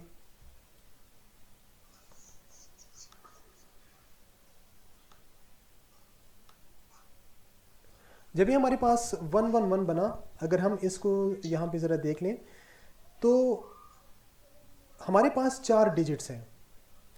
फॉर एग्जांपल मैं यहाँ पे फ़िलहाल 0 0 0 और 0 की बात करता हूँ. मेरे पास 4 डिजिट्स हैं. तो ये जो मेरे पास राइट साइड पे डिजिट है, इनकी जो प्लेस वैल्यू है, मैं इनकी प्लेस वैल्यूज़ यहाँ पे लिखता हूँ. 2 raised to the power 0. इसकी जो प्लेस वैल्यू है that is 2 raised to the power 1. इसकी जो प्लेस वैल्यू है that is 2 raised to the power 2. और इसकी जो प्लेस वैल्यू है that is 2 raised to the power 3. आप लोगों को पेंट नजर आ रहा है? पेंट आप लोगों को नजर आ रहा है? Microsoft paint. ओके, इसका मतलब कि आप लोगों को नजर आ रहा है. अच्छा, तो हमारे पास ये 4 डिजिट्स हैं. उन 4 डिजिट्स में हमारे पास ये है कि जब 2 power 0 इसकी प्लेस वैल्यू 2 power 1, इसकी प्लेस वैल्यू 2 power 2, इसकी प्लेस वैल्यू 2 power 3, इसकी प्लेस वैल्यू. तो जब हम इसको कैलकुलेट करेंगे, जो प्लेस वैल्यूज हैं 2 power 0 equals to 1, 2 power 1 equals to 2, 2 power 2 equals to 4, और 2 power 3 इक्वल्स टू 8। अब आपको जो भी डेसिमल नंबर दिया जाए, सॉरी जो भी बाइनरी नंबर आपको दिया जाए, आप उसको इजीली हेक्साडेसिमल में कन्वर्ट कर सकते हैं, और जो भी हेक्साडेसिमल नंबर आपको दिया जाए आप उसको इजीली जो है वो बाइनरी में कन्वर्ट कर सकते हैं। फॉर एग्जांपल मैं यहाँ पे जनरली एक नंबर लेता हूँ, दैट इज़ 1011। अब मैं ये फाइंड आउट करना चाहता हूँ कि ये मेरे पास किसकी इक्वल है। अगर मैं इस नंबर को फाइंड आउट करना चाहूँ तो आप ये चेक करें कि आपके पास जो 1 है ये इसकी प्लेस वैल्यू क्या बनती है, उसको आपस में ऐड करें। जो 0 है 0 को ऐड ना करें, सिर्फ 1 को ऐड करें। अब ये बिट हमारे पास 1 है तो 8 की बिट हमारे पास ऑन है, तो ये हमारे पास बनेगा 8 प्लस 0 हमारे पास है नेक्स्ट, जो कि 4 की पोजीशन है, जो 4 की बिट है, दैट इज 0 नेक्स्ट बिट। और ये जो बिट हमारे पास है 1, ये इसकी वैल्यू हमारे पास, ये 2 की बिट है, ये भी हमारे पास ऑन है, तो 2 को ऐड करें इसके साथ। और ये जो हमारे पास 1 है, ये 1 की बिट है, तो इसको भी आप ऐड करें। तो 8 प्लस 2 प्लस 1 इक्वल्स टू, ये हमारे पास इक्वल है 11 के। तो इसका मतलब ये है कि जब अगर हमने फाइंड आउट करना हो तो वो डिवीजन से बेहतर हमारे पास एक ये तरीका है कि आप इस तरह एक टेबल बनाएं और उस टेबल में आपको जो भी नंबर दिया जाए आप उसको इजीली जो है वो कन्वर्ट कर सकते हैं। अब मैं एक हेक्साडेसिमल डिजिट लेता हूँ। फॉर एग्जांपल मैं हेक्साडेसिमल डिजिट लेता हूँ 14, सॉरी 14 को फाइंड आउट करने के लिए मैंने क्या करना है, मैंने ये जो मेरे पास प्लेसेस है, मैंने उन बिट्स को 1 करना है कि मेरे पास 14 आ जाए। अगर मैं सबसे पहले स्टार्टिंग फ्रॉम हाईएस्ट, अगर मैं 8 को ऑन करूंगा तो 14 से छोटा आ गया, तो इसका मतलब ये कि मैं 8 को ऑन कर सकता हूं। मैं 4 को ऑन करूंगा तो 8 ऑलरेडी ऑन है, जब मैं 4 ऑन करूंगा तो 8 प्लस 4 ये मेरे पास बनेगा 12, तो इसका मतलब ये है कि मैं इसको भी ऐड कर सकता हूं। और जब मैंने इसको भी ऐड किया तो मेरे पास अभी 12 आ चुका है और मुझे चाहिए 14। अगर मैं 14 के साथ 12 के साथ फर्दर 2 को ऐड करूं, सो दैट विल बिकम 14। तो जो मेरा रिक्वायर्ड रिजल्ट था वो मुझे मिल गया। तो ये जो 1 जो बिट है इसको आप क्या करें, इसको ऑफ कर दें। इसी तरह अगर आपने फाइंड आउट करना है 11 को कि आपके पास 11 जो है वो उसका बाइनरी क्या आएगा, तो 8 को हम ऑन कर सकते हैं क्योंकि 8 इज लेस देन 11। आप तब तक ऐड करते जाएं जब तक आपके पास ये छोटा बनता है या उसके बराबर नहीं बनता, तब तक आप इनको ऐड करते जाएं। 8 हमारे पास इससे छोटा है, जब मैं इस पे 4 ऐड करूंगा तो 8 प्लस 4 12 बनेगा, ये इससे बड़ा आ गया। तो इसका मतलब यह है कि मैं 4 की बिट को मैं ऑन नहीं कर सकता। 8 हमारे पास ऑलरेडी ऑन है, तो 8 प्लस 2 10 बना, जो कि 11 से लेस आए। तो इसका मतलब ये है कि मैं यहाँ पे इसको ऐड कर सकता हूँ। अब मेरे पास 8 प्लस 2 10 मेरे पास आ चुका है, मेरे पास सिर्फ एक ही बिट रहता है 1। अगर मैं इस 1 को ऐड करूं तो 8 प्लस 2 10 प्लस 1 मेरे पास 11 जो है वो मुझे, इसका जो रिजल्ट है वो मुझे मिल जाएगा। सो आई होप कि अभी आप लोगों को समझ आ गई है कि हमारे पास हेक्साडेसिमल और बाइनरी का क्या जो है वो कनेक्शन है। एक सिंगल हेक्साडेसिमल डिजिट हमारे पास 4 बाइनरी डिजिट्स के इक्वल होता है। तो जब ये 4 बाइनरी डिजिट्स के हमारे पास इक्वल होता है तो इन 4 बाइनरी डिजिट्स को फिर हम किस तरह लिख सकते हैं कि ये हम लिख सकते हैं कि 0 1 2 3 4, और जब हमारे पास सारे के सारे चारों बिट्स हमारे पास 1 हो जाएंगे, so then we can say that हम अभी f की बात कर रहे हैं। इसमें अगर किसी को कोई कंफ्यूजन हो तो पूछ लें। आई होप कि सबको समझ आ गई है। नेक्स्ट हमारे पास है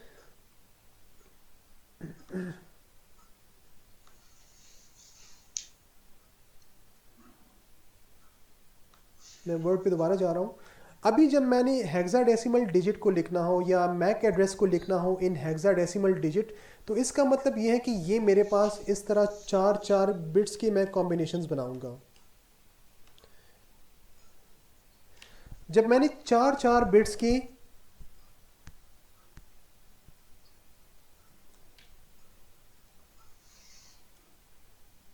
जब मैंने 4 बिट्स के कॉम्बिनेशंस बना दिए हैं, तो 4 बिट्स की कॉम्बिनेशन बनाने के बाद अब आप हर एक डिजिट को अलग अलग जो है वो फाइंड आउट करें कि आपके पास कौन कौन सा हेक्साडेसिमल डिजिट बनता है। मैं अगर इसी को फाइंड करना चाहता हूं तो 0101 में मेरे पास कौन कौन से बिट्स ऑन है। एक मेरे पास बिट ऑन है 1 की बिट, और एक 2 की बिट ऑफ है, एक मेरे पास 4 की बिट ऑन है। तो 4 और 1 को आपस में ऐड करें, सो दिस विल बिकम 5। एक मेरे पास हेक्साडेसिमल डिजिट आया 5, जो दूसरा हेक्साडेसिमल डिजिट मेरे पास है 0110, मेरे पास एक 2 की बिट ऑन है और एक 4 की बिट ऑन है, तो 4 + 2 6 मेरे पास ये आया, और 0010 मेरे पास यहाँ पे सिर्फ और सिर्फ 2 की बिट ऑन है, सो दिस विल बिकम 2, और ये बाकी एंड सो ऑन आगे आप जाते जाएं। अब हमने ये जब मैक एड्रेस फाइंड आउट कर लिया, तो अब हमारे पास इस तरह 12 डिजिट्स हमारे पास आ जाएंगे, कंपैरेटिवली 48 बिट्स के हमारे पास 12 डिजिट्स आ जाएंगी। क्यों? क्योंकि हर एक हेक्साडेसिमल डिजिट 4 बिट्स की इक्वल है, तो 12 × 4 48, हमारे पास 48 बिट्स का मैक एड्रेस है, तो हमारे पास टोटल 12 हेक्साडेसिमल डिजिट जो है वो हमारे पास आ चुके हैं। अब उसको रिप्रेजेंट कैसे करना है ये डिपेंड करता है application to application and operating system to operating system. Different operating system में इनको रिप्रेजेंट करने के जो है वो डिफरेंट तरीके हैं, डिफरेंट तरीक़ों से उनको रिप्रेजेंट किया जाता है। अब जब हमने फाइंड आउट किया कि हमारे पास 15 सारा FF हमारे पास है, तो इसका मतलब ये है कि ये हमारे पास बिल्कुल लास्ट मैक एड्रेस है जिसको रिजर्व रखा गया है for broadcast purposes. I hope कि अभी इसमें किसी को कोई कन्फ्यूजन नहीं होगी कि हमारे पास मैक एड्रेसेस हैं क्या, और मैक एड्रेसेस में यूनिकास्ट, मल्टीकास्ट और ब्रॉडकास्ट मैक एड्रेसेस हमारे पास कौन से हैं। सिर्फ एक दफ़ा दोबारा सुने, यूनिकास्ट मैक एड्रेस हमारे पास 1-to-1 कम्युनिकेशन के लिए यूज़ किया जाता है, जिसमें फ्लैग बिट जो कि 8th बिट है, 8th पोजीशन पे जो बिट है, अगर वो बिट हमारे पास 0 हो तो इसका मतलब है कि हम यूनिकास्ट की बात कर रहे हैं। और अगर हमारे पास फ्लैग की बिट जो कि 8th पोजीशन पे बिट है, अगर वो बिट हमारे पास 1 हो तो इसका मतलब है हम बात कर रहे हैं मल्टीकास्ट की। और अगर ये सारे के सारे बिट्स पहले बिट से लेके लास्ट सारे के सारे 48 बिट्स हमारे पास 1 हो तो इसका मतलब ये है कि हम ब्रॉडकास्ट की बात कर रहे हैं, और ये फ्रेम जो है ये सबको मिलेगा। ये मैक एड्रेसेस याद रखिए, क्योंकि जब हम ये आगे एड्रेस रेजोल्यूशन प्रोटोकॉल के टॉपिक पे जाएंगे ये हमें वहाँ पे काम आएंगे, और अगर हमें इन चीज़ों के बारे में आइडिया ना हो तो फिर हमें कन्फ्यूजन होगी। तो आई होप कि आप लोगों को इस चीज़ की समझ आ गई है। जनरली जो मैक एड्रेस हम लिखते हैं वो इस तरह लिखते हैं कि जैसे FF, फिर यहाँ पे कॉलन होता है, फिर FF, फिर कॉलन होता है, फिर FF एंड सो ऑन। तो यहाँ पे जो लाइंस है, लाइन की जगह पे जनरली हमारे पास कॉलन होता है, और दो हमारे पास जो हेक्साडेसिमल डिजिट्स हैं उनको हम रिप्रेजेंट कर लेते हैं। कोई कन्फ्यूजन, कोई क्वेश्चन पूछ सकते हैं। सर एक क्वेश्चन है जी जी। कि जो यूनिकास्ट सिस्टम होता है जिसमें सिर्फ एक होस्ट को या रिसीवर को डेटा सेंड होता है, जी। उसके अंदर तो हम कह सकते हैं कि होस्ट ए का एड्रेस जो था वो मैक एड्रेस जो था वो होस्ट बी के साथ मैच किया ओनली, तो बाकी C एंड D ने उसका डेटा रिसीव नहीं किया, ठीक है, क्योंकि उनका मैक एड्रेस सेम नहीं था। ठीक है। लेकिन जब मल्टी कास्ट था तो उसमें मैक एड्रेसेस एक के अलावा बाकी दोनों के मैक एड्रेसेस सेम थे, तो it means MAC addresses different PCs के सेम हो सकते हैं? नहीं, ये मैंने आपको पहले बताया कि ये हम जो मैक एड्रेस मल्टीकास्ट की बात कर रहे हैं ये हम इंडिविजुअल सिस्टम के मैक एड्रेस की बात नहीं कर रहे। इसका मतलब ये है कि ये एक टेक्निक है जिसमें हम एक ग्रुप बनाते हैं और उस ग्रुप को हम एक मैक एड्रेस असाइन करते हैं, और फिर उस मल्टीकास्ट ग्रुप में हमने होस्ट बी और होस्ट डी को फॉर एग्जांपल ऐड किया हुआ है।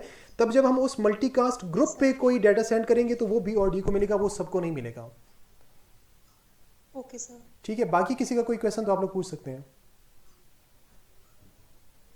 ओके, सो आई होप कि आप लोगों को इस चीज़ की समझ आ गई है।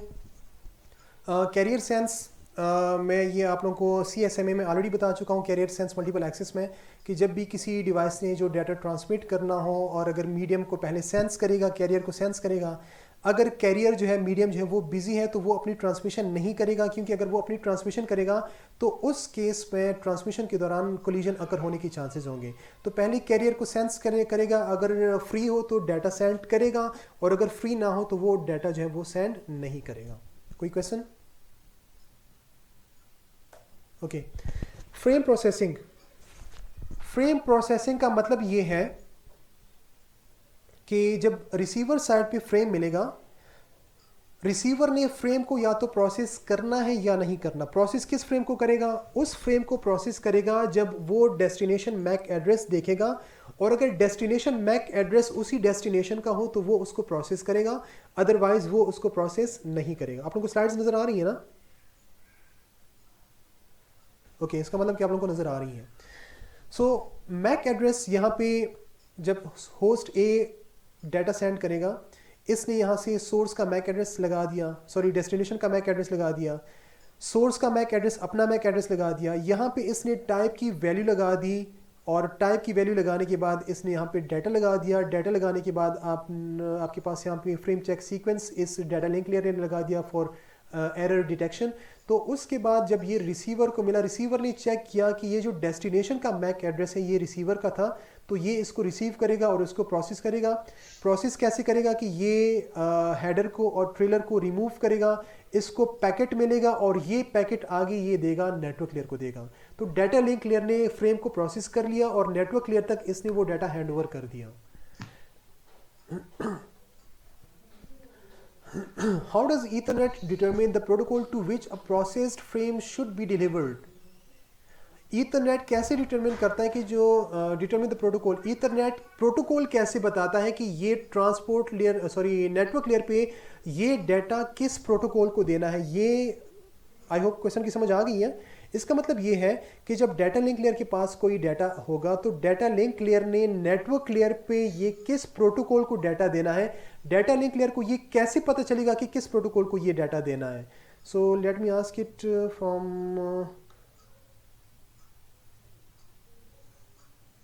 एसन, आप ज़रा बता दें इसके बारे में कि डाटा लिंक लेयर को ये कैसे पता चलेगा कि ये डाटा जो है नेटवर्क लेयर पे किस प्रोटोकॉल को देना है। सर वो टाइप फील्ड होती है ना, टाइप फील्ड हमारे पास एग्जैक्टली, वेरी गुड। आदिल, कोई क्वेश्चन है आपका? No sir. अच्छा, टाइप की जो फील्ड हमारे पास है, टाइप की फील्ड हमारे पास इसीलिए होती है कि वो डाटा लिंक लेयर पे उसको इन्फॉर्मेशन मिले कि जब ये नेटवर्क लेयर को ये डाटा देगा तो वो उसको पता हो कि ये नेटवर्क लेयर पे उसने किस प्रोटोकॉल को देना है। जो टाइप की वैल्यू है वही उसको बताता है। How is it determined whether a frame should be processed और discarded upon being received by an end station? End station को ये कैसे पता चलता है कि इस फ्रेम को प्रोसेस करना है या इस फ्रेम को डिस्कार्ड करना है? आदिल, आप ही बता दें। तो जो टाइप की के अंदर जो वैल्यू होती है वो मैच करती है, जो ट्रेलर आपने जो वैल्यू चाहिए वो मैच करते हैं। अगर वो ठीक हो तो डेटा प्रोसेस होता है, अगर नहीं हो तो हम डिस्कार्ड करते हैं। सॉरी समझ नहीं आई, कौन सी वैल्यू? सर जो ये एरर चेक करने के लिए वैल्यू होती है, ट्रेलर या मेरे आई थिंक वर्ड का नहीं यार, एरर जो है वो तो एक अलग चीज़ है। वो प्रोसेस और डिस्कार्ड तो खैर वो प्रोसेस करना या डिस्कार्ड करना वो तो एरर की बेसिस पे अपनी जगह पे करता है, वो आपकी बात सही है। लेकिन उसके अलावा भी उसको अगर प्रोसेस करना है, अगर एरर ना हो तो वो तो बिल्कुल उसको प्रोसेस ही नहीं करना। और अगर एरर ना हो तब भी हमारे पास ऐसा होता है कि वो उसको प्रोसेस करता है या प्रोसेस नहीं करता, उसमें भी चांसेस है। फॉर एग्जांपल, हम ये एज्यूम कर रहे हैं कि उस फ्रेम में कोई एरर नहीं है, तो एंड स्टेशन ने उसको प्रोसेस करना है या नहीं करना उसको कैसे पता चलेगा? आदिल, कैरियर सेंस मल्टीप्लेक्स नहीं यार, carrier sense multiple access is something different. वो तो कैरियर को सेंस कर रहा है कि डाटा को फॉरवर्ड करना है या नहीं करना, रिसीविंग की बात नहीं है। जी, तो सिर्फ आप बता दें। सर आपने बताया था कि सेंडर जब सेंड कर रहा होगा तो उसके पास दो मैक एड्रेसेस होंगे, एक उसका अपना होगा और एक वो होगा जो दूसरा होस्ट है उसका होगा। एग्जैक्टली। तो जब रिसीविंग एंड पे आएगा तो मैक एड्रेस मैच कर लेगा, अगर वो उसका उसी मैक एड्रेस पे जाना होगा तो वो उसको रख लेगा, नहीं तो उसको डिस्कार्ड कर देगा। आदिल, आई होप आपको समझ आ गई है। इसका मतलब ये है कि जो रिसीवर ने पैकेट को प्रोसेस या डिस्कार्ड करना है वो डेस्टिनेशन मैक एड्रेस को देखेगा। जब रिसीवर पे वो फ्रेम मिलेगा, रिसीवर चेक करेगा कि जो डेस्टिनेशन का मैक एड्रेस है क्या ये उसी का मैक एड्रेस है, तो उसको प्रोसेस करेगा। और अगर उसका मैक एड्रेस नहीं है तो वो उसको डिस्कार्ड कर देगा। बाकी इसमें अगर किसी का कोई कन्फ्यूजन हो, कोई क्वेश्चन हो तो आप लोग पूछ लें। आई होप कि इस लेक्चर की समझ सबको आ गई है।